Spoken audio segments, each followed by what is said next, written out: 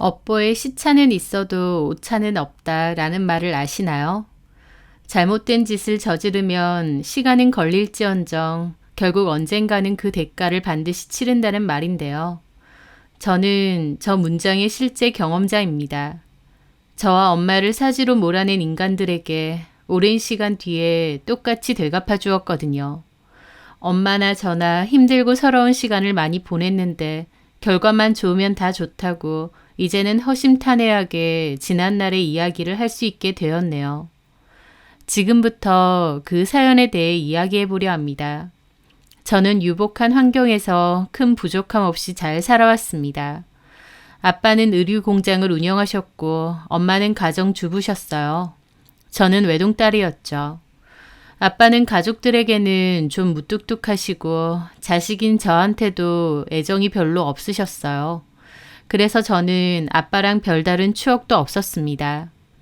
아빠는 늘 바쁘셨고 집에도 자주 안 계셨거든요. 그럼에도 엄마는 아빠에게 늘 고마워하라고 잘 그러셨어요. 아빠가 밖에서 힘들게 일하셔서 우리 가족 돈 걱정 없이 행복하게 잘 살 수 있지 않느냐고요. 차가운 아빠와 달리 엄마는 자애롭고 착하신 분이었습니다. 남한테 싫은 소리도 못하고 천성이 선하신 분이었죠. 깔끔하고 부지런하셔서 집은 늘 반짝반짝 정리정돈이 잘 되어 있었어요. 집에 오는 사람들이 하나같이 집이 참 예쁘고 관리가 잘 되어 있다고 그랬어요. 저희 집은 마당이 있었는데요. 엄마는 그 마당 관리도 손수 다 하셨습니다. 마당이 엄청 크진 않지만 엄마가 정성스럽게 가꾼 덕에 참 예쁜 곳이었죠. 저희 집 안에서는 엄마의 정성 어린 손때가 묻어있지 않은 곳이 없었고 저는 늘 집을 쓸고 닦는 엄마가 참 부지런하시다고 생각했습니다. 그때 당시에 저는 중학생이었고 전교에서 1등, 못해도 3등 안에는 매번 들어갈 정도로 성적이 우수한 편이었어요. 엄마가 교육열이 특별히 불타서 저를 여러 학원에 보내거나 과외를 시켜주시거나 한 건 아니었고요. 제가 공부하는 게 재밌고 잘하고 싶은 욕심이 컸습니다. 학원도 수학학원 딱 한 군데만 다녔고요. 예쁘고 널찍한 집, 여유로운 형편에 착하고 공부 잘하는 딸, 든든하고 능력 있는 남편. 엄마는 자기가 참 복받은 사람이라며 이렇게 사는 것이 행복하다는 말을 자주 하셨어요. 그런데 그런 엄마의 행복이 깨진 건 제가 15살이 되던 해였습니다. 그맘때 늘 웃고 계시던 엄마의 얼굴에는 짙은 그늘이 생기기 시작했습니다. 어린 저에게 시시콜콜 말하진 않으셨지만 엄마에게는 심각하고 괴로운 고민이 생긴 것 같았습니다. 그리고 나중에서야 알게 되었어요. 아빠가 바람이 났다는 것을요. 그리고 그 상대 여자와 아빠 사이에 아이까지 있었고 그 여자는 둘째도 임신하고 있었다는 것을요. 아빠는 그 여자와 살고 싶다며 엄마에게 이혼해달라고 요구를 했습니다. 바람은 본인이 폈는데 엄마 탓을 했대요. 당신이 애초에 아들도 못 낳았기 때문에 당신 역할도 못했고 이제는 당신이랑 살기 지겹고 싫으니 이혼하고 나가달라 그거였죠. 엄마는 아빠를 많이 붙잡으셨고 이혼은 절대 할 수 없다고 하셨대요. 엄마가 잘못한 것도 아니건만 아빠를 필사적으로 붙잡고 많이 설득하셨다고 했습니다. 하지만 아빠는 그 여자에게 완전 미쳐 있었고 엄마에게 노골적으로 이혼 요구를 계속 하셨어요. 그러는 과정에서 저까지 그 모든 사실을 알게 된 거죠. 저까지 알게 되고 큰 충격을 받게 되니 저희 엄마도 화가 나셨고 아빠에게 아빠와 그 여자 둘 다 간통죄로 쳐넣을 거라고 소리 지르셨습니다. 그때만 해도 간통죄가 있었거든요. 엄마가 그렇게 흥분하고 화가 난 건 처음 봤던 것 같아요. 하지만 결론적으로 엄마의 뜻대로 되지 않았습니다. 외삼촌 때문에요. 평소에도 외삼촌이 돈사고를 잘 쳤는데요. 저희 엄마도 모르는 사이에 돈사고를 또 쳤고 저희 아빠한테 거금의 돈을 빌리신 거예요. 외삼촌은 당연히 아빠한테 빌린 돈을 갚지 못했고 아빠는 외삼촌을 고소하겠다고 했습니다. 그러면서 엄마를 협박하셨어요. 너네 오빠 감옥 가는 거 보기 싫으면 돈은 안 갚아도 되니 이혼만 해달라고요. 외삼촌 때문에 저희 엄마는 간통죄로 신고하기는커녕 이혼 서류에 도장 찍고 맨몸으로 집에서 쫓겨나야 할 상황에 놓이게 된 겁니다. 이혼 서류에 도장을 찍은 뒤 엄마는 마당에 있는 작은 벤치에 앉아 멍하게 있으셨어요. 중학생이었던 저는 어렸지만 그 상황이 너무 두렵고 무서웠습니다. 엄마가 넋이 나가서 그렇게 하염없이 앉아있는 걸 보자면 심장이 덜컥 내려앉는 것 같았어요. 엄마가 갑자기 극단적인 선택이라도 할 것 같았거든요. 삶에 만족하며 행복하다고 하던 엄마는 그 기간 동안 얼마나 스트레스를 많이 받으셨는지 온 얼굴에 기미가 다 덮이기도 했습니다. 그런 엄마를 지켜보는 저는 엄마가 사라질까봐 너무 무섭고 아빠도 원망스러웠죠. 도대체 저토록 착하고 예쁜 엄마한테 아빠는 왜 이혼하자고 하는 걸까? 아빠가 미친 걸까? 그 아줌마는 도대체 뭘까? 어린 제가 어떻게 할 수도 없는 그 상황이 너무 답답하고 괴롭고 힘들기만 했습니다. 엄마는 제 앞에선 괜찮다고 아무 일도 아니라고 하셨지만 저도 마냥 어린애가 아닌데 모르겠나요? 저는 엄마에게 울면서 엄마가 이렇게 힘들어하다가 확 죽어버릴까봐 너무 무섭다고 대놓고 말한 적도 있습니다. 제 말에 엄마도 저를 부둥켜 안고 펑펑 우셨어요. 너를 놔두고 내가 어떻게 죽냐고 하시면서요. 엄마는 정신 차리고 저를 위해 살겠다고 하셨습니다. 그러면서 아빠에게 작은 방 하나 구해달라고 하셨어요. 거기로 나가 살 거고 식당 같은데 취업 자리 알아볼 거라고 하시면서요. 평생을 같이 산 와이프를 본인이 배신한 거면서 엄마가 지내실 작은 방 하나 구해달라는 그 작은 청도 아빠는 단칼에 거절하셨습니다. 니네 오빠가 나한테 빌려가서 안 갚은 돈이 얼만데 염치도 없이 집까지 구해달라고 하느냐면서요. 너네 오빠 사기꾼으로 고소 안 한 것만 해도 다행인 줄 알라고 하셨죠. 그렇게 엄마는 주변에 돈을 꾸어다가 살 집을 알아보셨고 식당 취업 자리도 알아보셨습니다. 엄마도 살 길을 찾아놓고 나가셔야 되는데 아빠는 그 와중에도 계속 집에서 나가라고 했습니다. 나중에 알았지만 그 여자가 아빠한테 계속 압박을 했던 모양이었어요. 자기가 이제 그 집에 들어가야 되는데 본처가 집을 지키고 있으니 빨리 쫓아내라고 부추긴 모양이었죠. 엄마는 뻔뻔한 것들이라고 욕을 하시면서도 별다른 방도가 없었습니다. 그렇게 나가서 지낼 수 있는 작은 집과 식당 취업 자리를 찾으셨는데 저한테 그러시는 거예요. 엄마가 자리를 조금 잡을 때까지만 이 집에 있으라고요. 저는 싫다고 따라 나가겠다고 했습니다. 아빠마저도 저한테 엄마 따라 그냥 나가도 상관없다고 했습니다. 그 여자와의 사이에서 난 자식들만 중요하다 이거죠. 그런데 엄마는 당장의 월세조차도 힘든 지경인데 저를 데리고 오기가 그렇다며 조금만 있으면 엄마가 금방 자리 잡고 데리러 오겠다고 했습니다. 학교나 학원 다니는 것도 그렇고 저 생활하는 것도 그렇고 이 집에 그나마 있어야 경제적인 어려움 없이 살 수 있다고요. 엄마는 정말 돈이 너무 없었기 때문에 저를 도저히 데리고 나갈 수가 없었던 겁니다. 저도 엄마의 뜻을 알기에 눈물을 머금으며 알겠다고 했습니다.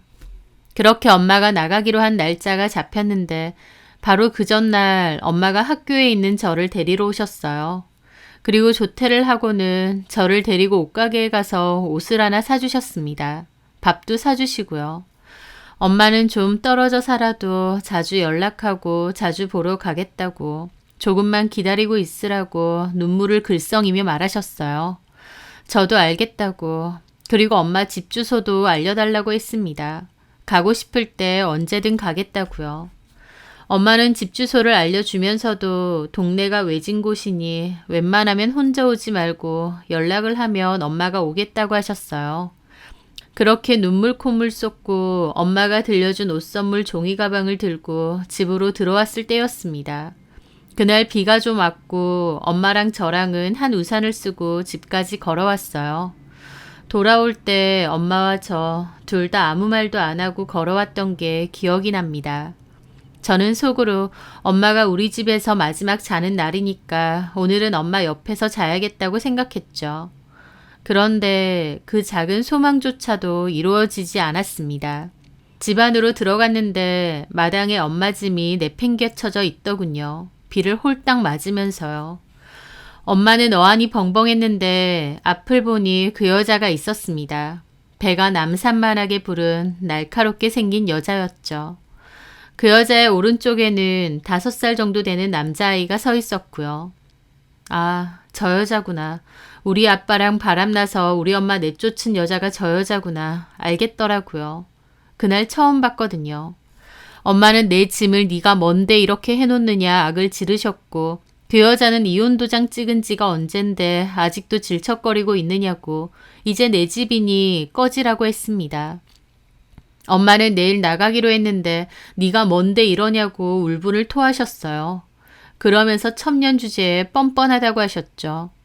그러면서 엄마는 화를 못 이기고 그 여자한테 달려들었는데 그 여자는 어머 하고 소리를 질렀고 아빠가 뛰쳐나오더니 엄마를 떠밀었습니다.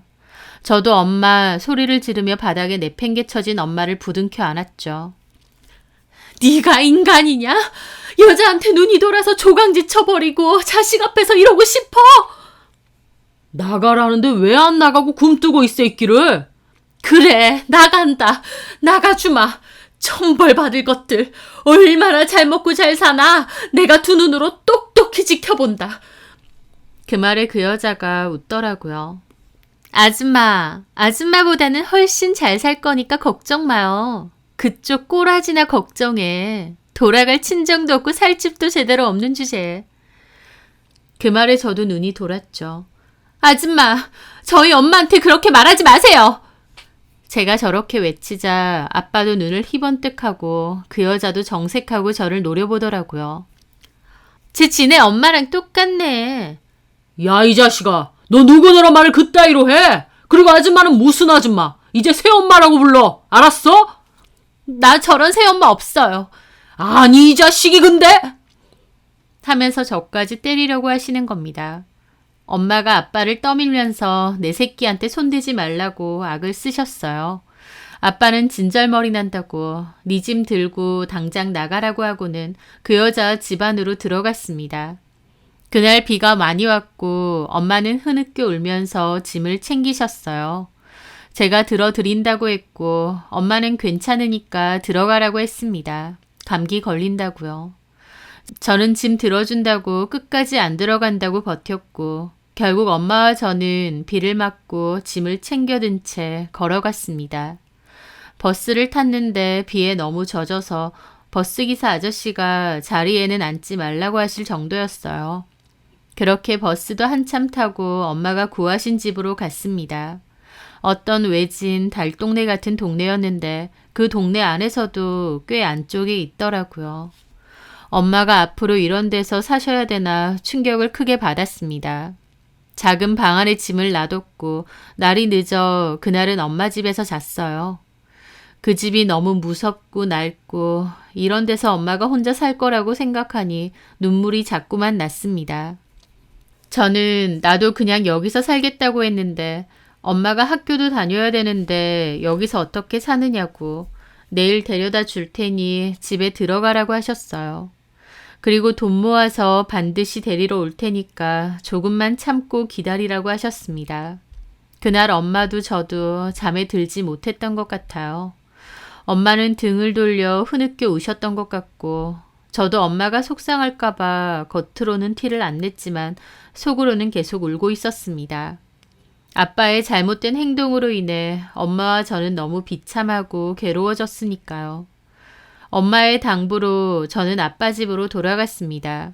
그리고 그때부터 제 삶의 지옥도 시작되었어요.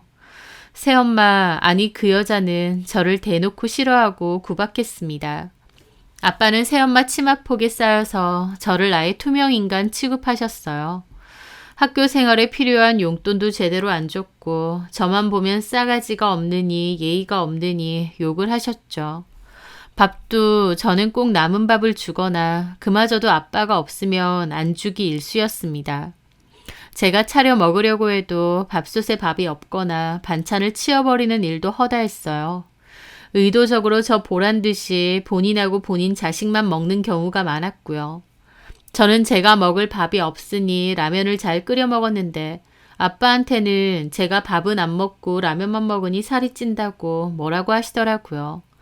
아빠는 아무것도 모르면서 밥도 안 먹고 라면만 먹을 거면 앞으로 라면도 안 사다 놓을 거라고 뭐라고 하시고요. 새엄마, 아니 그 여자한테 학교에 필요한 용돈 달라고 하면 너한테 왜 돈을 줘야 되는지 모르겠다고 너무 아깝다며 돈도 거의 던지듯이 줬습니다. 아빠가 그나마 저 주라고 한 용돈도 다 주지도 않고 멋대로 빼고 줬고요. 계절이 바뀌어도 옷도 제대로 안 사줘서 옷이 다 작고 끼었습니다. 하나하나 말할 수도 없이 너무 비참하고 힘들었어요. 그런데 그 와중에도 저 보기 싫다고 학원은 엄청 많이 보내더군요. 저를 위해서가 아니라 집에서 저 마주치기 싫다고요. 저는 그렇게 밤 늦게까지 학원들을 다녀야 했는데 집에는 들어가기 싫으니 차라리 밖에 있는 게 더 편했습니다. 하지만 의욕도 안 생기고 우울감도 심해서 성적은 계속 떨어졌어요. 공부 잘해서 뭐 하나 싶기도 하고요. 선생님은 성적이 어떻게 이렇게까지 떨어지냐며 부모님 면담이라도 하자고 했는데 저는 부모님 면담만은 하지 말아달라고 사정한 적도 있습니다. 제 사정 얘기하면서요. 담임 선생님도 제 상황을 안타깝게 생각하시면서 그런 환경일수록 네가 더 마음 잡고 공부 열심히 해야 된다고 하셨어요. 저는 엄마가 나간 후 그 집에서 철저히 외톨이로 살았습니다. 아빠, 그 여자, 그 둘 사이의 아들과 새로 태어난 딸까지. 그렇게 내 식구만 그 집의 식구였던 것 같고 저는 완전한 외톨이였죠. 매일 엄마가 그리웠고 그 집은 저에게 지옥이나 다름없었습니다. 그나마 엄마랑 연락하고 한 번씩 보는 날이 있었기에 살 수 있었어요. 엄마는 열심히 일하고 돈을 모으고 있다며 조금만 나은 집으로 이사갈 형편이 되면 저를 바로 부르겠다고 하셨습니다. 저는 저 사느라 바빠서 엄마가 어떻게 살았는지는 몰랐는데 저희 엄마도 정말 힘들게 사셨더라고요. 여유 있는 집 사모님으로 집에만 계시다가 식당에서 온갖 허드렛 일 다 하시고 집에 오시면 부업까지 하셨답니다. 식당에서 남는 반찬 가지고 와 대충 식사하시고 그 기간 동안 본인 옷 한 벌 사신 적이 없대요. 저랑 같이 살려고 악착같이 일하고 모으신 거죠. 그때 당시 저도 어렸고 제 상황이 너무 서럽고 힘들다 보니 엄마가 자꾸 좀만 참아라 하시는 게 야속하기만 했습니다. 엄마는 저보다 훨씬 더 힘들게 사시는데도 저는 그저 빨리 그 집 나가고 싶다, 엄마랑 살고 싶다고 투정만 했던 거죠. 제가 그렇게 투정을 부릴 때 엄마 심정이 어땠을까 지금 생각해도 너무 가슴이 아프네요. 그렇게 아빠네 집에서 2년 정도 살고 있었고 저는 고등학생이 되었어요. 그나마 고등학교는 나쁘지 않은 인문계로 가긴 했는데 성적은 계속 안 좋았죠. 아빠는 저한테 성적 안 좋다고 구박도 많이 하셨어요. 저한테 관심도 없으면서요. 그 아줌마는 자기 아들은 아직 어린데도 온갖 교육은 다 시켰습니다. 아들을 특히 오냐오냐 하면서 키웠고 어렸을 때부터 싸가지도 참 없었죠. 지네 엄마가 그러니 그 어린 것도 저한테 함부로 하려고 하고요. 한 번은 그 조그만한 게 저한테 욕하고 물건 집어던지길래 제가 열받아서 밀친 적이 있는데 그 일로 그 아줌마한테 맞은 적도 있습니다. 또 아빠한테 일러서 아빠한테도 두들겨 맞은 적도 있고요. 매일매일이 너무 싫었고 그 집에서 당장이라도 나오고 싶었죠. 그러던 차에 그 여자는 제가 자기 가방에서 돈을 훔쳤다고 모함까지 했어요. 이제 안 좋은 짓까지 가지가지 한다면서요. 저는 안 훔쳤다고, 만약 돈이 없어졌다면 내가 아니라 당신 아들이 훔쳤을 거라고 했습니다. 그 말에 아빠가 저를 두들겨 패셨고 저는 도저히 그 집에서 하루도 더 못 있겠더라고요. 그 길로 집을 뛰쳐나왔습니다. 짐 챙겨서 울며 엄마가 일하시는 식당으로 갔고 엄마도 제 모습을 보고 가슴을 치고 우셨죠.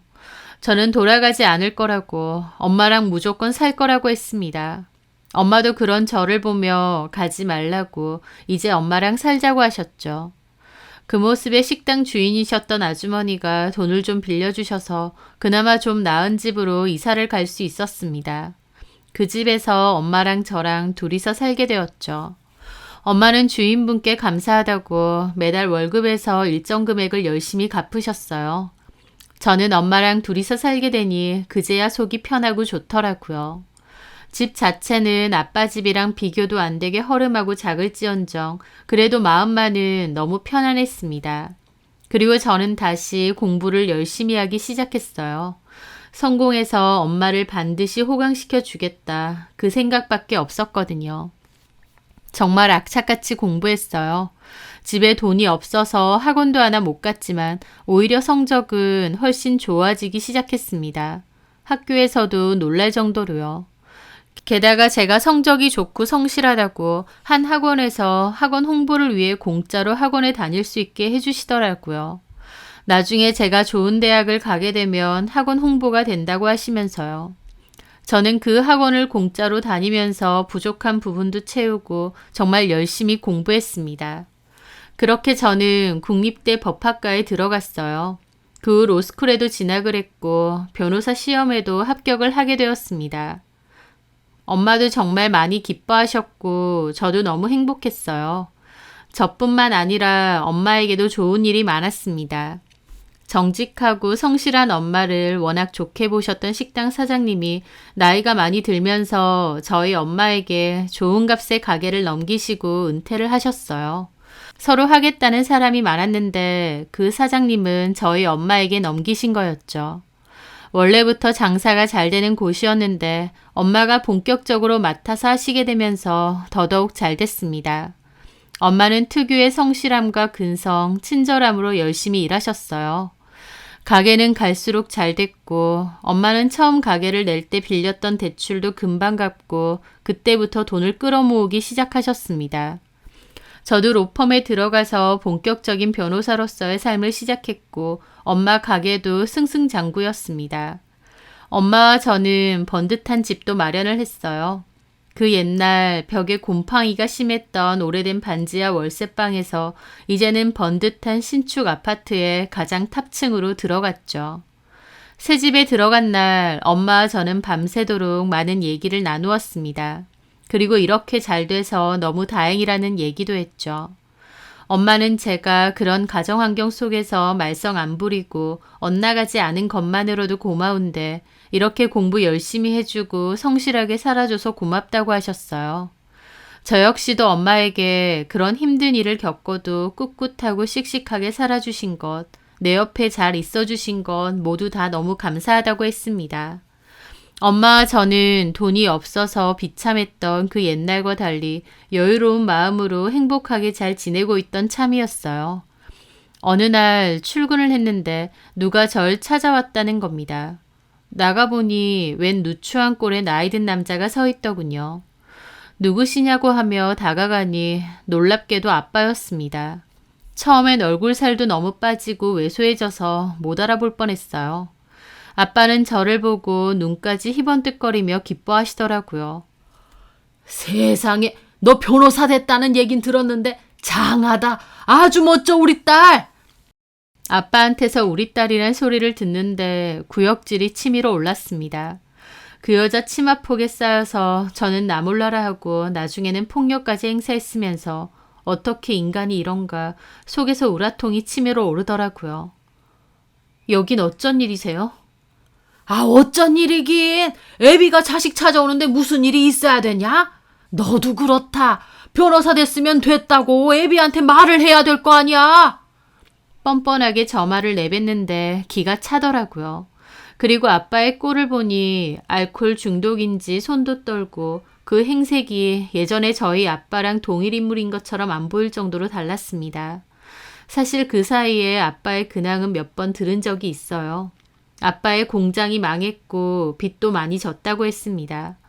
특히 아빠와 그 여자 사이에 있던 아들 하나 딸 하나가 제대로 골칫덩이더군요. 딸은 공부를 너무 못하고 한국에서 자꾸 사고만 쳐서 미국 유학 보냈더니 거기서 교포 남자 만나고 덜컥 애를 가졌답니다. 부랴부랴 결혼시켰는데 1년도 안 살고 이혼 후 애 놔두고 지만 한국으로 돌아왔대요. 그리고선 한국에서 다른 남자랑 눈 맞아서 집 나가서 동거 중이라고 했습니다. 딸도 참 한심하지만 아들은 더 문제였어요.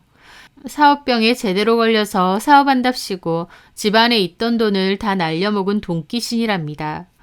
아빠 사업이 망한 것에도 크게 일조를 할 정도로 돈을 많이 해먹었다네요. 얼마나 해먹었는지 그나마 있던 그 집까지 넘어갈 지경이라는 소리까지 들었습니다. 그 얘기를 건너 들었을 때 참 속 시원하더라고요. 비 오는 날 엄마가 그 집에서 쫓겨날 때 엄마는 아빠와 그 여자에게 너네가 얼마나 잘 먹고 잘 살지 두 눈 뜨고 지켜보겠다 하셨는데 그때 그 여자가 그랬죠. 아줌마보다는 잘 살 테니 걱정 말라고요. 하지만 20년의 세월이 흐른 지금 제대로 망한 꼬라지가 볼만하더라고요. 저는 아빠에게 말했습니다. 그날 그 여자 말만 듣고 나한테 도둑년이라고 하면서 때렸을 때 내가 그 집에서 도망쳐 나왔을 때 그때 우리 아빠는 이미 죽은 거다. 나한테는 아빠가 없다. 당신이 왜 내 아빠냐. 당신 아들, 딸, 자식 있지 않느냐. 걔네한테는 아빠지 나한테는 더 이상 아빠가 아니다. 좋은 말 할 때 돌아가셔라 라고요. 제가 저 말을 하니 변호사 됐다고 애비를 무시하니 어쩌니 개망신 당해보겠느냐고 소리를 지르는데 저는 그것조차도 가소로웠습니다. 나 아빠, 아니 그쪽 때문에 정말 산전수전 다 겪고 살았거든요. 개망신 준다고요? 얼마든지 해보세요. 내가 그런 거에 눈 하나 꿈쩍할 것 같아요? 근데 이건 아세요. 나한테 조그만 흠집이라도 내봐. 나도 더 이상은 가만 안 있어. 당신 더 이상 내 아빠 아니라고 했고 내가 봐줘야 될 이유 없잖아? 나 이제 변호사야. 수단과 방법 가리지 않고 내가 할 수 있는 그 모든 능력을 다 써서라도 당신하고 당신 옆에 있는 그 여자 끝장낼 거야. 나 건드리기만 해. 제 말에 아빠는 싸가지가 있네 없네 색 난리를 치더라고요. 자기가 학원 많이 보내줘서 제가 공부를 잘한 거고 그러니까 자기한테 보답해야 되는 거 아니냐고요. 저 집에 못 들어오게 학원만 주구장창 돌린 거면서 저렇게 말하니 혈압까지 상승했습니다. 저는 긴 말할 것도 없이 바로 직원에게 1층 경비실 연락해서 외부인 쫓아내라고 했습니다. 그렇게 아빠는 경비원들에게 붙들려 쫓겨났고 저는 바로 외근 갈 일이 있어서 짐 챙겨서 1층으로 내려갔어요. 그런데 보니까 건물 앞에 아빠가 서 있더군요. 그 옆에는 그 여자도 같이 있었습니다. 얼굴이 과도한 성형으로 흘러내릴 지경인 가뜩이나 표독스러운데 더 표독스러운 인상이 된 그 여자가 아빠를 닥달하고 있는 게 보이더라고요. 그 꼴을 보니 알겠더라고요. 아, 저 여자가 아빠한테 시켰구나. 나한테 가서 돈이든 뭐든 뜯어내라고 시킨 거구나 하고요. 우리 엄마같이 착하고 자애로운 여자를 내쫓고 저런 여자한테 그간 휘둘려 살았겠구나 싶어서 그저 우습기만 했습니다. 저는 그런 아빠를 무시하고 제 갈 길을 갔죠. 그런데 나중에 엄마가 하는 말이 엄마 가게도 아빠가 찾아왔대요. 또 그 여자가 시켰겠죠. 엄마도 쌍욕해주고 쫓아냈다고 하더라고요.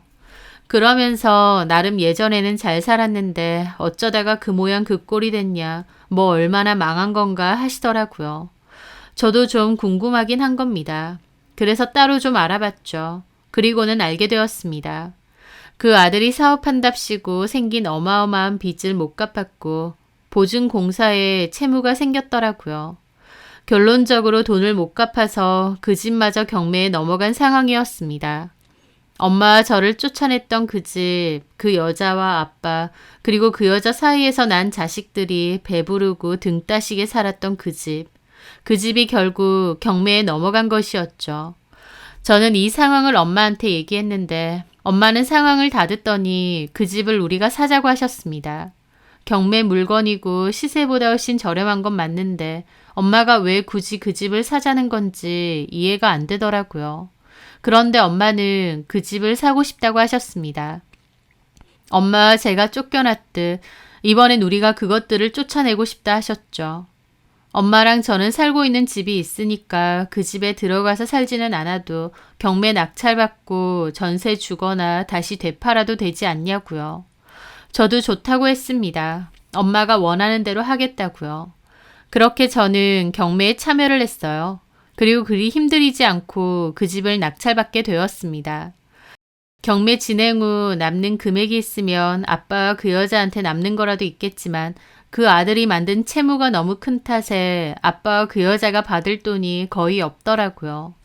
그렇게 낙찰받은 후 잔금까지 다 납부했고 법적으로 소유지도 이전이 되었습니다. 그런데 아빠와 그 여자가 계속 점유를 하고 있었어요. 저는 내용 증명을 보냈습니다. 기한 이내까지 짐 빼고 이사해라. 아니면 명도를 강제 집행할 거라고요. 그럼에도 아빠와 그 여자는 끝까지 버텼습니다. 저와 엄마는 집행관과 함께 찾아갔습니다. 경매를 받은 게 저라는 사실을 안 아빠와 그 여자는 뒤집어졌습니다. 저와 엄마는 의기양양하게 말했죠. 3일 이내에 물건 다 빼지 않으면 이 집에 있는 모든 것들을 다 폐기할 거라고요. 그러니까 그 전까지 무조건 다 빼라고요. 아빠는 어떻게 아빠를 내쫓느냐며 저한테 생 난리를 치는데 저희 엄마가 그러더라고요. 너랑 이 여자가 내 새끼한테 도둑 누명 씌우고 좁혔지? 내가 그것만 생각하면 아직도 속에서 천불이 올라와. 그래서 이 집 뺏으려고 작정했냐? 엄마는 그 말에 깔깔 웃으셨습니다. 말이나 똑바로 해. 이 집을 뺏긴 뭘 뺏어. 정당하게 경매받아서 산 건데. 네 아들 제대로 사업병 걸려서 이 집까지 날려먹었다며. 들어보니 자식 농사 아주 잘했더만. 뭐야? 말 다 했어? 너네가 말했지? 얼마나 잘 먹고 잘 사는지 지켜본다고. 그때 네가 나보다는 잘 살 거니 걱정 말라고 했던 게 떠오르네. 근데 이를 어쩌나? 너는 집도 절도 없이 쫓겨나야 되고 이 집은 이제 내 거야. 이 뻔뻔한 것들아. 내 집에서 당장 꺼져! 엄마는 지난 20년의 그 우라를 꾹꾹 눌러 담으며 말하셨습니다. 차분하게 말하셨지만 그 분노와 회한이 처절하게 다 느껴졌죠. 아빠와 그 여자는 갈 데 없다고 죽어도 못 나간다 했지만 이미 우리 집인데 뭘 어쩌겠나요. 결국 그것들 짐은 모조리 폐기 처분 당했습니다.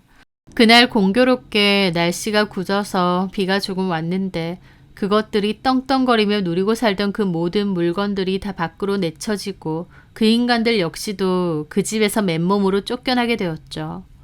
그 인간들을 내쫓고 텅 빈 집에 엄마랑 다시 찾아왔을 때 엄마는 한참이나 그 집을 바라보셨습니다. 한때는 너무 소중해서 매일을 쓸고 닦았던 집, 또 한때는 비참하게 쫓겨나고 그 상간녀가 안방을 차지했던 집, 그 많고 많은 사연이 담긴 집에 다시 돌아오니 엄마의 감정이 정말 복잡한 듯 했습니다. 엄마와 저는 그 집을 일부 수리하고 세를 내주었어요.